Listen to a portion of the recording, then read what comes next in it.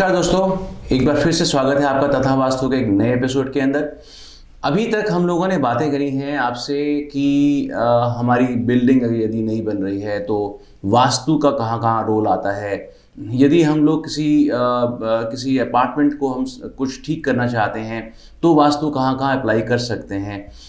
आज हम बात करने वाले हैं कि यदि हमारे घर की डेकोरेशंस हम गलत ले आए हैं तो उसको वास्तु के हिसाब से कैसे सही किया जा सकता है। कुछ ऐसी चीज़ों के बारे में बात करेंगे कि हम घर के अंदर कुछ सामान लेकर तो आ गए हैं, लेकिन उसके लाते ही घर के अंदर कुछ नेगेटिव इम्पैक्ट पड़ना शुरू हो चुका। कुछ ऐसी चीज़ों को हमने देखा जो शायद हमारे हेल्थ के ऊपर इफेक्ट कर गई या फिर घर में जो पैसा आ रहा था उस पर इफेक्ट कर गई। तो ऐसी कुछ चीज़ों को हम लोग बारीकी से समझने वाले हैं आचार्य जी के साथ में। तो सबसे पहले आचार्य जी का स्वागत कर लेते हैं। नमस्कार आचार्य जी। जैसे मैंने अभी बताया कि आज हम लोग सिर्फ उन प्रभावों के बारे में बात करेंगे जो गलत वास्तु की चीज़ों को लेने के बाद हो जाते हैं या वास्तु के जो कंप्लाइंट नहीं होती चीज़ें ऐसे हम ले आते हैं। लेकिन मैं ओपन करना चाहूँगा इस क्वेश्चन से जो कि आप हमारे मेल्स में आ रहे हैं जी। लोग बहुत पसंद कर रहे हैं सर आपको। तो हमारी मेल्स पे एक क्वेश्चन मैंने देखा जो मैंने कहा कि मैं इस बार पूछूंगा आपसे। गौमुखी और शेरमुखी प्लॉट्स ये क्या होते हैं और इसका क्या प्रभाव पड़ता है? बिल्कुल ठीक, आपके माध्यम से दर्शक भी इस ज्ञान को पा जाएंगे जी। गौमुखी प्लॉट वो होता है जो आगे से थोड़ा सकरा होता है और पीछे से चौड़ा होता है। यानी उसकी जो फ्रंट होता है वो कम होता है और बैक ज़्यादा होता है, वो गौमुखी प्लॉट कहलाता है। शेरमुखी प्लॉट वो होता है जो आगे से चौड़ा होता है और पीछे थोड़ा सकरा हो जाता है। अच्छा, तो उसे हम शेरमुखी प्लॉट कहते हैं।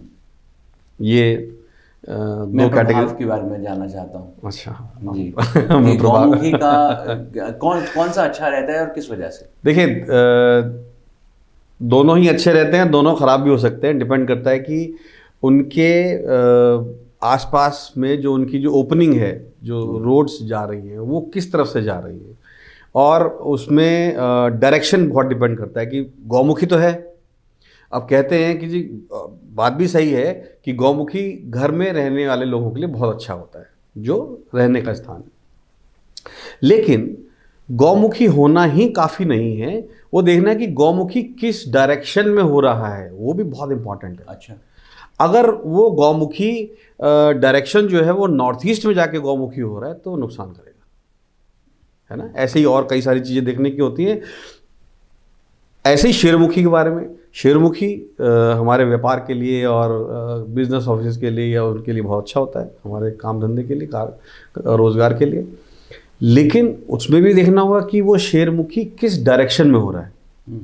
अगर उनकी डायरेक्शन जहाँ पे वो शेरमुखी या गौमुखी हो रहे हैं वो नेगेटिव एरिया को एक्सपांड कर रहे हैं तो परेशानी ही लेके आते हैं।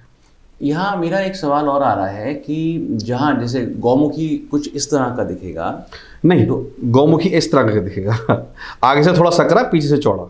अच्छा, मैं आगे वाला पोर्शन, हाँ ठीक है, हाँ ओके, तो ऐसा कुछ दिखेगा। जी जी हाँ, ठीक है। तो अब यहाँ से अगर हम लोग इसको एक कॉर्नर को काट दें और जो बिल्डिंग बनाने का प्लॉट है वो पूरा एक रेक्टेंगल ले लें, क्या ये एक निदान नहीं है? जी निदान तो है, लेकिन आप हर कॉर्नर हर जगह नहीं काट सकते। अच्छा, हाँ। जैसे कि आपने कहा कि नॉर्थ ईस्ट फेसिंग अगर होगा तो उसका ट्रीटमेंट कुछ अलग तरीके से होगा, साउथ वेस्ट होगा तो अलग ट्रीटमेंट होगा, अलग अलग जगह के अलग अलग ट्रीटमेंट्स होंगे। ऐसे ही हम अगर उठा के काट देंगे तो पता लगा हमने कोई सही डायरेक्शन काट दी जहाँ से पॉजिटिव एनर्जी आती है तो एनर्जी सारी की सारी और ज़्यादा डी चल रही हो जाएगी। नहीं, आई एम श्योर इस सवाल के पीछे भाव ये था कि हम कहीं अपनी अकल से कुछ भी करने जा रहे हों तो सावधान हो जाएं, क्योंकि ये एक एक्सपर्ट ही बता सकता है कि उस प्लॉट का ट्रीटमेंट कैसे करना है। सो अभी हम और भी कुछ पूछने जा रहे हैं, बड़ा इंटरेस्टिंग रहेगा, जुड़े रहिए हमारे साथ। सर, जैसे मैं बात करूं आपसे कि हम लोग प्रभाव की बात कर रहे हैं जी। अब हम लोग डेकोरेशन पीसेस तरह तरह के उठा के ले आते हैं। कहीं घूमने गए तो वहाँ से कुछ हम लोगों ने अपने मोमेंटोस इकट्ठे कर लिए, घर में लाके सजाने की कोशिश करते हैं उनको। क्या ये सही है या हमको उनका चयन वास्तु या घर के हिसाब से करना चाहिए? देखिए, हम ले आते हैं, बहुत अच्छी बात है, पर उनको रखना उनके सही नियमित नियम के अनुसार सही स्थान पर रखना चाहिए। कारण है कि फॉर एन एग्जाम्पल मैं कोई तस्वीर ले आया जिसमें अग्नि का स्वरूप आ रहा है, अब उस अग्नि के स्वरूप को मैंने रख दिया जल के स्थान पे। जब भी जल और अग्नि, देखिए स्वाभाविक तौर पे सब जानते हैं कि जल और अग्नि कभी भी आपस में मित्रता नहीं रख सकते। जैसी अग्नि पर जल या जल पे अग्नि आती है तो वो आपस में कोलाइड करते हैं। तो अगर मैंने तस्वीर भी रख दी है, ऊर्जा तस्वीर की भी होती है। अगर मैं आग जलाता हूँ वहाँ पर तो परेशानी होती है ज़्यादा, लेकिन अगर मैंने तस्वीर भी रख दी है तो उसका भी प्रभाव रिवर्स आने वाला है।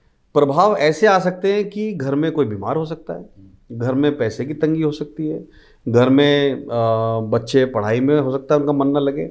इस प्रकार के कई सारे प्रभाव आ सकते हैं। और कई बार तो प्रभाव इतने बड़े हो जाते हैं कि घर में चोरी हो जाना, या घर में आग लग जाना, या घर में केसेस हो जाना, कोर्ट केसेस हो जाना तक के प्रभाव आ सकते हैं इन सब चीज़ों से, डिपेंडिंग कि किस व्यक्ति की, जिसके घर में लगा है, उसकी खुद की ऑरा कितनी पावरफुल है।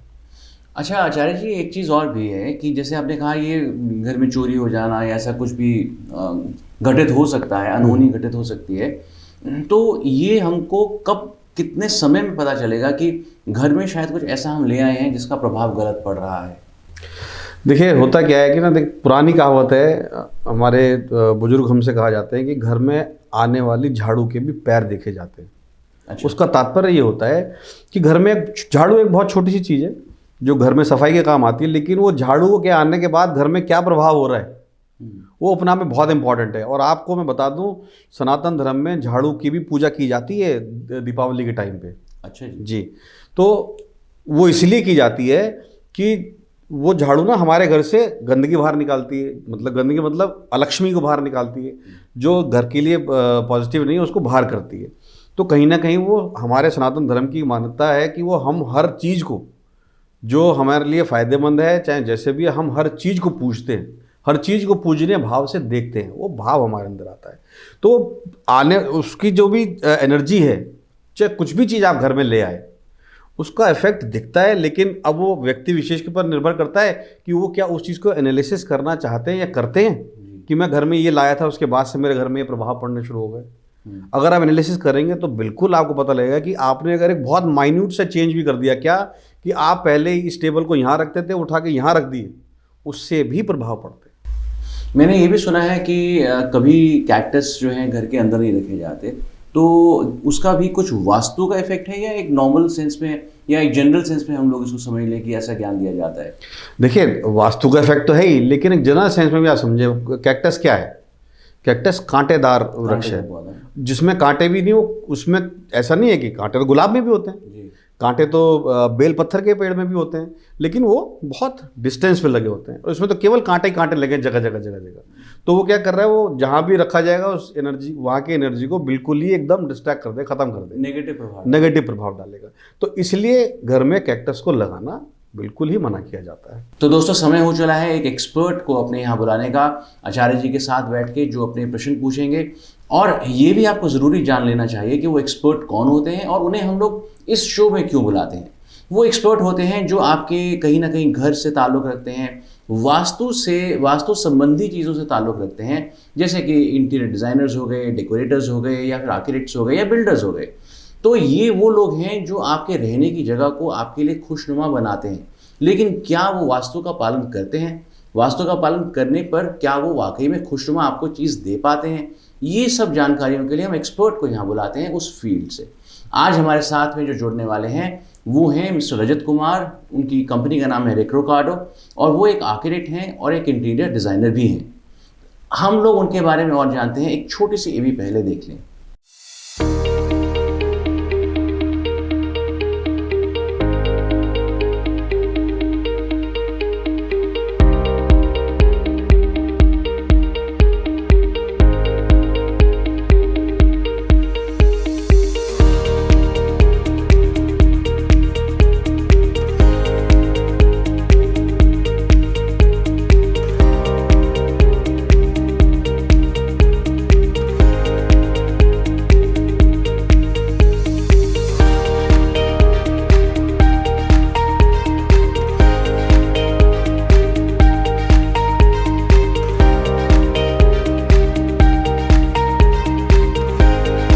तो दोस्तों देखा आपने, ये एक ऐसे महारथी हैं अपनी फील्ड के जिन्होंने इतने बढ़िया बढ़िया काम किए हैं, आपने उनके काम को देखी होंगे सीवी के अंदर, तो क्यों ना हम लोग इनसे बात करके पूछें कि वास्तु की तकलीफें उनको कहाँ कहाँ देखने को मिली अपने इस लंबे चौड़े कैरियर में। लेकिन पहले उनके बारे में कुछ और जानते हैं।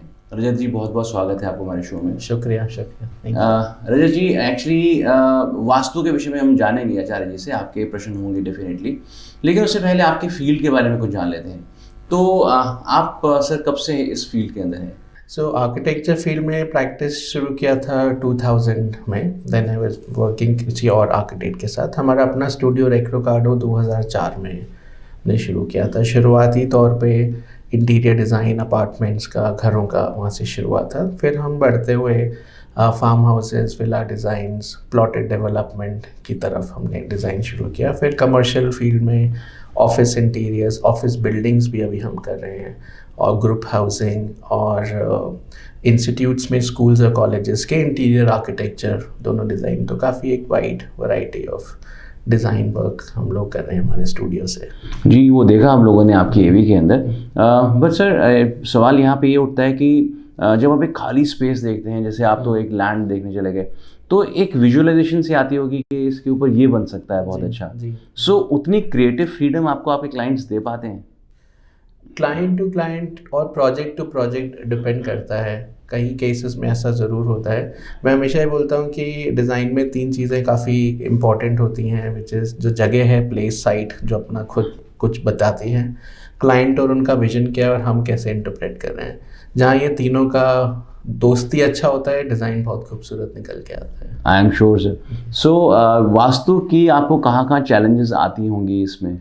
एक काफ़ी इसी, जैसे आप अभी आपने प्लॉट का जिक्र किया, ज़मीन का जिक्र किया, कई बार ऐसा होता है कि कई कारणों की वजह से प्लानिंग सिटी का ऐसा है, जो भी लैंड जो है कई बार संकरा या अजीब शेप का निकलता है, जिसके अंदर जब हम लोग डिज़ाइन करते हैं, ऑफकोर्स आजकल ज़्यादातर क्लाइंट यही चाहते हैं कि वास्तु के दायरे में वो अच्छा उसके हिसाब से बने, और हम भी उनको यही बोलते हैं अगर वास्तु में आपका इंटेंशन है तो आप शुरू से ही वास्तु कंसल्टेंट से कंसल्ट कीजिए, और वो जो जोनिंग शुरुआत से बताएंगे हम उसी पे ही काम करेंगे। हम उसको, जैसे बिल्डिंग बायलॉज होते हैं, रूल्स रेगुलेशन होते हैं, हम उसको वैसा मान के चलते हैं ताकि फिर बाद में बदलाव और या वो प्रॉब्लम ना आए। और जहाँ तक मैंने देखा, हर वास्तु कंसल्टेंट इंटरप्रेट करते हैं कि आप ऐसा करें। प्रॉब्लम जो होती है वो ये होती है कि अगर संकरी ज़मीन है, पतला ज़मीन है, उसमें कई बार वो शेप्स आ ही नहीं पाता है सीधे से, जैसे एक आइडियल वास्तु कंडीशन चाहेगी। तो उसमें कैसे इंटरप्रेट करें वो हर वास्तु कंसल्टेंट नहीं कर पाते हैं, क्योंकि वो अलाउ ही नहीं करती है ज़मीन उतना उसको दायरे में छोड़ के करना। तो वहाँ चैलेंज आता है करने के लिए। तो वहाँ जितना अच्छा एक वास्तु कंसल्टेंट से बैलेंस कर पाते हैं, उतना ही बेहतरीन और क्लाइंट के लिए भी एक अच्छा प्रॉफिटेबल डिज़ाइन बन पाता है। So that's a major challenge कि उसको कैसे हैंडल बैलेंस करा जाए, जो एक हर कोई इंसान नहीं। तो ये तो एक सवाल ही हो गया आचार्य जी के लिए। जी, देखिए, उसको ना बैलेंस करने के कई सारे तरीके हो सकते हैं। पहले तो देखना पड़ेगा कि वो शेप एक्चुअली में है क्या। जैसे राजेश जी ने मुझे पूछा कि शेरमुखी है, गौमुखी है, वो तो फिर भी एक किस्म की सिंपल काइंड ऑफ शेप्स है। कई बार बहुत ही ज़्यादा डिफरेंट शेप्स होती है। कई बार ना वो शेप टेढ़ी मेढ़ी भी हो सकती है या बिल्कुल ही अलग तरीके से हो सकती है। 100% तो आप कुछ भी नहीं कर सकते, क्योंकि अगर वो चारों तरफ से ही बिल्कुल उबड़ खाबड़ है या अनडिजाइंड है, बिल्कुल ही डी शेप्ड है, पर फिर भी उसके अंदर से बेस्ट पोर्शंस निकाले जा सकते हैं, है ना। और वो डिपेंड करता है कि प्रॉपर्टी का साइज कितना बड़ा है। अगर तो प्रॉपर्टी का साइज अच्छा खासा बड़ा है तो फिर तो बहुत अच्छे डिज़ाइन हो सकते हैं, और अगर वो छोटा है तो डिज़ाइन वो भी हो सकता है, पर उसमें कई सारे जो हमारे नियम हमारे वही रहेंगे, प्रिंसिपल्स वही रहेंगे हमारे वास्तु के, लेकिन उन नियमों को किस तरीके से एडजस्ट करके कैसे हमने मैनेज करना है, वो उसके अंदर से बहुत अच्छे से किया जा सकता है। एक जैसे इसी केस में अड़चन आती है, वो ये आती है कि 90 डिग्रीज नहीं निकल पाता है बिल्डिंग के कॉर्नर्स में। वो मतलब फोर्स करता है कि आपको, अगर आप टेढ़ा लेके जाएंगे तभी वो बन पाएगा। उस केस में क्लाइंट भी थोड़ा घबराते हैं और कंसल्टेंट भी इस मूवमेंट पे आके रुक जाते हैं, कुछ बताते नहीं। मतलब उसमें क्या वो इतना बड़ा दोष होता है कि वो नहीं करना चाहिए, या उसको किसी और तरीके से बैलेंस आउट करा जा सकता है अगर वो फोर्स कर रहा है कि ऐसे देखिए, करना? मैं समझता हूँ कि बात ये 90% अगर नहीं निकल रहा है ना, वही बात शेरमुखी और गौमुखी वाली हो गई, कहीं पे ज़्यादा चौड़ा है कहीं पे पतला है। तो ज़रूरी नहीं है, देखना पड़ेगा कि डायरेक्शंस किस तरफ आ रही हैं। ज़रूरी नहीं है कि हम उसको 90% ही करें। अगर वो डायरेक्शन मेरी अच्छी तरफ आ रही है, जैसे नॉर्थ ईस्ट जो सबसे अच्छी डायरेक्शन है, उस तरफ अगर वो ज़्यादा निकल रहा है एरिया, तो मेरे लिए तो अच्छा है, वो क्लाइंट के लिए भी अच्छा है, तो मैं उसको कभी नहीं कहूँगा कि उसको छेड़ो। हाँ, लेकिन बाकी दूसरी डायरेक्शंस हैं तो उनको बैलेंस करने के लिए, मैनेज करने के तरीके निकाले जा सकते हैं।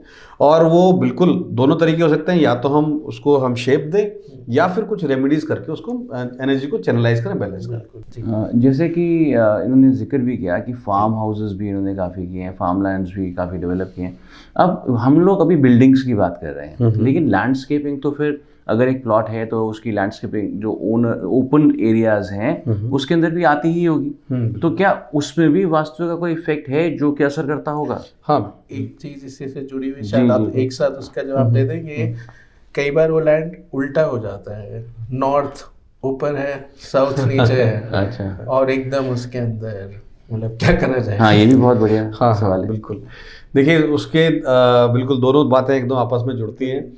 जब हम लैंडस्केपिंग करते हैं तो हम लैंडस्केपिंग करते हुए ध्यान रखते हैं कि हम किस डायरेक्शन में हैं। उसी डायरेक्शन के हिसाब से हम वहाँ पर जो भी पेड़ पौधे लगाने हैं, कुछ भी करने हैं, और उस डायरेक्शंस को कॉम्प्लीमेंट करने वाली चीज़ें वहाँ पर लगाते हैं। ओके, ठीक है। फिर हम देखते हैं कि लैंडस्केपिंग में ऐसा ना हो जाए कि जैसे उन्होंने पूछा कि नॉर्थ ऊपर हो गया और साउथ नीचे हो गया, तो ऐसा ना हो जाए कि कोई नॉर्थ में और वो लैंडस्केपिंग ऐसी हो जो ऊपर को उठा दे। तो हम उस चीज़ों का ध्यान रखते हैं, उस चीज़ के बारे में बताते हैं कि किस तरीके से करना है। फिर जहाँ तक सवाल होता है कि भाई नॉर्थ ऊपर हो गया, साउथ नीचे हो गया, तो उसके दो ही तरीके हैं। एक तरीका तो ये है कि या तो हम साउथ में थोड़ा सा लेवल करके उसमें मट्टी डालें, कुछ डालें, उसको थोड़ा ऊपर उठाएं, या फिर नॉर्थ को हम थोड़ा सा शेव ऑफ करें और काटें, उसको थोड़ा सा नीचे करें। ये दो तरीके हैं उनको मैनेज करने के। बट ये है बहुत इम्पोर्टेंट, इसको हाँ बिल्कुल करना चाहिए, क्योंकि देखिए हमारी पृथ्वी नॉर्थ ईस्ट की तरफ ऐसे झुकी हुई है ना। अब उस झुकाव की वजह से कारण क्या है कि वास्तु के जितने भी नियम है वो सारे के सारे पृथ्वी और सूर्य के अपने मूवमेंट के आधार पर, उनके अपने आधार पर बने हुए हैं। उसी आधार पर साउथ को ऊंचा करने को इसलिए कहा है क्योंकि वो साउथ की तरफ से ऊंची है। तो अगर हम साउथ पे से बिल्डिंग नीचे झुकी हुई बना देंगे और नॉर्थ से उठी हुई बना देंगे, तो वो अगर तेज भूकंप आए या कोई सा भूकंप आए तो उसके लिए वो खतरा हो सकती है। उसको मैनेज करने के लिए, आर्किटेक्चरल पोस्चर को मैनेज करने के लिए हम कहते हैं साउथ ऊंचा रहे और नॉर्थ नीचा रहे थोड़ा सा, जिससे कि वो posture with the posture of earth वो मैनेज हो। वो मैंने उसके साथ सिंक में रहे। जी हाँ, उसके एब्सोल्युटली। तो यहाँ पर एक सवाल ये होता है आचार्य जी कि जो स्ट्रक्चर्स इन दोषों के साथ ऑलरेडी बन के तैयार हो चुके हैं, अब वहाँ पर ऐसा क्या प्रभाव देख सकता है कोई कि वो समझ जाए आपका ये इंटरव्यू देके कि ज़रूर मुझे वास्तु रिलेटेड कोई प्रॉब्लम सता रही है? देखिए, मैं आपके माध्यम से दर्शकों को कहना चाहूँगा कि प्लीज़ जब भी आप कोई भी नया घर या कोई भी ऑफिस या कुछ भी, चाहे आप किराए पे लें, चाहे आप रहने जाएं या ख़रीद के जाएं, उसमें जाने से पहले चेक कर लें वास्तु। अगर नहीं चेक किया तो कैसे पता लगेगा? जब भी आप कोई इस तरीके का बदलाव करते हैं और आपके पास कुछ नेगेटिविटी ज़्यादा प्रभावित हो रही है, जैसे बीमारी कुछ आ रही है बार बार, जैसे पैसे का कुछ नुकसान हो रहा है, जैसे बच्चों को परेशानी हो रही है, और मैंने देखा है ज़्यादातर घर की जो हमारी होम मेकर्स हैं, है ना, फीमेल्स हैं, उनको कुछ ना कुछ परेशानी ज़्यादा होनी शुरू हो जाती है। रीज़न क्योंकि वो हमसे ज़्यादा घर में रहती हैं। ओह अच्छा। यस, क्योंकि हम तो दिन में काम करने निकल जाते हैं ना, हम तो रात को बेसिकली क्या है, हफ्ते में 6 दिन तो हम 5 दिन 6 दिन तो हम काम करने निकल जाते हैं, केवल रात को सोने तो जाते हैं घर में, खाना खाए और अपने सो गए। तो हम तो केवल एक तरीके से ऑलमोस्ट 50 to 60% टाइम घर में बिता रहे हैं। लेकिन जो फीमेल है वो तो 100% घर में ही होती है मोस्ट ऑफ द टाइम। तो उस घर की एनर्जी सबसे ज़्यादा कैसे अफेक्ट करेगी? जो उस घर में है। ओके, सो रजत जी, जैसे आप तो इतने सब चीज़ों को डिज़ाइन करते हैं, इंटीरियर्स के अंदर अगर हम चलें अब यहाँ से आर्किटेक्चरल पॉइंट ऑफ व्यू से, तो हम इंटीरियर्स में आते हैं, तो क्या इंटीरियर्स के अंदर भी लोग वास्तु के लिए कॉन्शियस हैं कि नहीं? बिल्कुल 100%, क्योंकि आप ज़्यादातर लोग देखेंगे भी तो जितने लोग अपार्टमेंट्स खरीद रहे हैं, तैयार जगह खरीद रहे हैं, भी बहुत कम लोग के पास इतना टाइम होता है कि वो अपना कोई घर बनाए आर्किटेक्चरली। तो बहुत ज़्यादा पॉपुलेशन खासकर अपना दिल्ली एनसीआर मेट्रो सिटीज़ में बने हुए घर में जाती है, इसलिए इंटीरियर्स ही उनके लिए सब कुछ हो जाता है। और वहाँ पे ये चैलेंज है कि आपको एक फिक्स चीज़ें दी गई हैं, आपका जहाँ टॉयलेट है वहाँ है, जहाँ किचन है, सारी सर्विसेज बिल्डिंग की वहाँ से जा रही है। तो एक तो उनका सारा ख्वाब ही वही है, उनका जो घर बनाना है वो वही है। It could be 2000 square foot से लेके 10,000 स्क्वायर फुट तक के भी अपार्टमेंट्स है, तो ऐसा कोई लिमिटेशन नहीं है। बहुत इंपॉर्टेंट इंटीरियर्स में वास्तु है, और उसका रोल वहाँ इतना ज़्यादा है क्योंकि वहाँ फ्रीडम बहुत कम है। और उसके सॉल्यूशन एज एन आर्किटेक्ट वास्तु के हिसाब से हम लोग भी नहीं दे सकते। हम सिर्फ पॉइंट आउट कर सकते हैं कि शायद ये गलत जगह है या दोष है, बट उसको बैलेंस इतना आसान नहीं कि किचन आप यहाँ से उठा के उधर कर दीजिए, यहाँ पे बाथरूम हटा दीजिए। तो उस केस में कैसे ये बहुत ही एक सर्जरी की तरह एक वास्तु की ज़रूरत पड़ती है कि उसको कैसे एक एक चीज़ को संभाल के बैलेंस करें, उसमें बहुत ज़्यादा ये क्रूशियल है। तो आचार्य जी बताएंगे कि इसमें सर्जरी कैसे की जाए? मैं वही चीज़ मैं कहना चाहता कि इसमें हम सर्जरी नहीं करते। अच्छा। सर्जरी का मतलब है कि तोड़ो फोड़ो कुछ इधर से उधर खिसकाओ। सर्जरी मतलब काटो, काट पीट के ठीक करने वाला काम है ना, तो हमारा वो काम नहीं है। हम काट पीट के ठीक करने वाला कोई हम लोगों को नहीं करते। बिना बात जो चीज़ बन चुकी है वो तो बन चुकी है, या तो बनने से पहले कोई हमारे पास आए तो हम गाइड कर देंगे भाई इसको ऐसे बना लें। अब तो जो हो चुका है, अब उसको तोड़ेंगे, उसको दोबारा से इधर उधर शिफ्ट करेंगे तो नुकसान होगा, परेशानी होगी। और सोसाइटीज़ में, बिल्डिंग्स में तो बहुत मतलब it is almost impossible to change all those kind of things. पर फिर समाधान कैसे देंगे? हाँ, उनके समाधान अब क्या, तो जो रेमेडीज़ हैं, है ना, जैसे मैंने बताया कि जी जल के स्थान पे अग्नि, अग्नि के स्थान पे जल। अगर अग्नि के जल के स्थान पे अग्नि पहुंच गई है, किचन ऐसी जगह बन गई है जो जल का स्थान है, और अब उसको किचन को वहाँ से तोड़ के कहीं और तो ले नहीं जा सकते। कई बार लोग करने की कोशिश भी करते हैं, लेकिन उसमें भी कुछ ना कुछ फ्लॉज हो जाते हैं। तो ऐसे में कुछ रेमेडीज़ हम बताते हैं कि आप उन रेमेडीज़ को करेंगे तो 100% तो आप एनर्जी को नहीं उस तरीके से मैनेज कर पाएंगे, लेकिन फिर भी आप एनर्जी को कुछ इस तरीके से मैनेज कर लेंगे कि उसका जो नेगेटिव इफेक्ट है, नेगेटिव प्रभाव है, वो कम हो जाए। और कुछ चीज़ें हम ऐसी लगा दें जिससे पॉजिटिविटी घर के अंदर डेवलप हो जाए। तो क्या होगा, एक तो हम रेमेडी कर रहे हैं नेगेटिविटी कम करने के लिए, और एक रेमेडी कर रहे हैं पॉजिटिविटी बढ़ाने के लिए। तो कहीं ना कहीं हम एनर्जी को चैनलाइज कर पाएंगे। और ये कितने वक्त तक कायम रहता है ये रेमेडीज? मतलब इनका कोई टाइम रहता है कि कोई, देखिए कोई टाइम का वो है ही नहीं। रेमेडी क्या है कि अब मेरी आंख खराब है, मैं चश्मा लगा ली तो लगा लिया, तो जब भी मैं चश्मा लगा के रखूंगा मुझे साफ दिखता रहेगा। चश्मा उतार दूंगा मुझे साफ दिखना बंद हो जाए। लेकिन मुझे रजत जी का ये प्रश्न बहुत ही कारगर लगता, बिकॉज काफ़ी अच्छा लगा मुझे, बिकॉज इसके अंदर कई जगहों से सुनने में आता है कि ये यंत्र है, इसको आप वास्तु यंत्र ही, जैसे ये लगा लीजिए, इसको हमने अभिमंत्रित किया है, कुछ समय के बाद आपको फिर से अभिमंत्रित करवाना पड़ेगा। ऐसे कुछ मिथ्स भी हैं। देखिए एक्चुअली ये मैं क्षमा चाहता हूँ कि हमारे ना जो लोग पैसा कमाने में ज़्यादा लगे रहते हैं तो इस बात को कहते हैं कि जी इसमें अभिमंत्रित तो होना चाहिए, बिना अभिमंत्रित के कोई भी चीज़ रखेंगे वो किसी काम की नहीं है। लेकिन उसके अंदर से वो कि जी इतने टाइम की इसकी लिमिट है, उसके बाद वो मंत्रणा खत्म हो जाएगी, दोबारा से कराओ, वो सब बेकार है, वो केवल गिमिक है, पैसा कमाने का तरीका है बस, और कुछ नहीं। तो इंटीरियर के केस में जैसे हम लोग डिज़ाइन करते हैं, आप वास्तु कंसल्टेंसी करते हैं, तो छोड़ते वक्त जब हम ये छोड़ रहे हैं कंसल्टेशन, अब वो रहने जा रहे हैं, तो उसमें हमें आप कुछ गाइडलाइंस छोड़ना चाहिए कि कहीं अनजाने में वो कोई ऐसी चीज़ लाके उस जगह रख दें और वो एकदम रिवर्स हो जाए और पता भी नहीं लगे कि ये उस वजह से हुआ है, ताकि वो उस चीज़ का ध्यान रखें। ऐसा कुछ गाइडिंग मैप, ये बहुत अच्छा आपने अच्छे सवाल पूछ लिया। मैं आपके जरिए दर्शकों को बताऊं, हम जब किसी को पूरा वास्तु का करते हैं तो उनको हम एक रिपोर्ट बना के देते हैं। उस रिपोर्ट में एक एक चीज़ मेंशन करके देते हैं कि आपके घर में यहाँ पर ये कमी थी, इस कमी के लिए ये वाली रेमेडी कीजिए और इन चीज़ों का ध्यान रखिए। तो वो एक ऐसी चीज़ है कि वो हमेशा उनके पास रहने वाली है।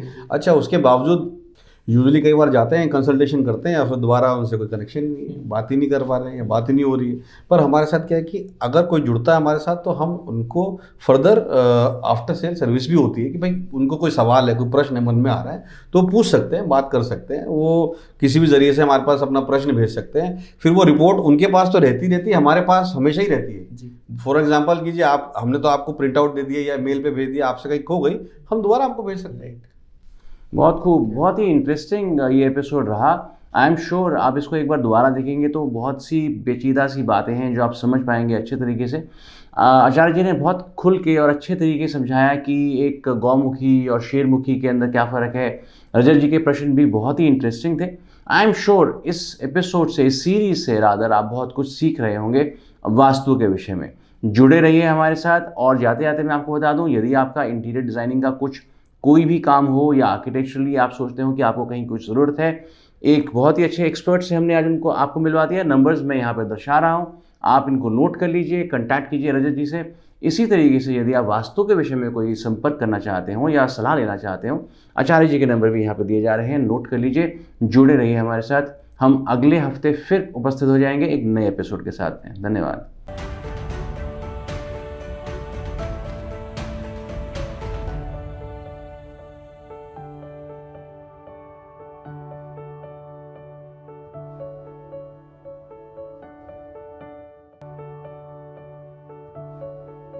निदान प्रणाम साथियों, मेरा नाम तनिष्क है, आपकी tarot card reader from the निदान।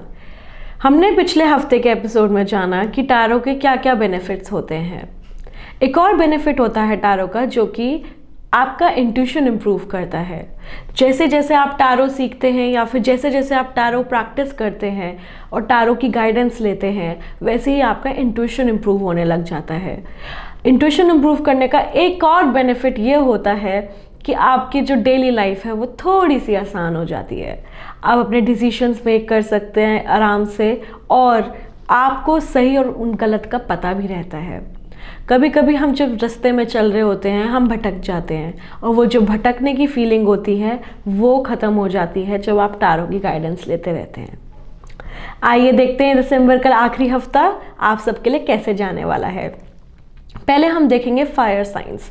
फायर साइंस यानी कि Aries, Leo and Sagittarius. Aries, Leo and Sagittarius work life और पर्सनल लाइफ बैलेंस करने में जगल कर रहे हैं। आप लोगों के लिए बैलेंस करना बहुत मुश्किल हो रहा है, जिसके वजह से आपको समझ नहीं आ रहा है कि आप करें तो क्या करें। टैरो की गाइडेंस ये है कि आप बैलेंस करने के लिए पहले तो अपने आप को शांत करें, मेडिटेट करें, और फिर प्रायोरिटाइज करें कि आपके लिए क्या ज़्यादा ज़रूरी है। अगर इस हफ्ते आपके लिए फैमिली के साथ टाइम स्पेंड करना ज़रूरी है तो वर्क को थोड़ा सा पॉज कर दें। अपनी प्रायोरिटीज़ हमें ही पता होती हैं, तो उस पर ज़रूर ध्यान दें।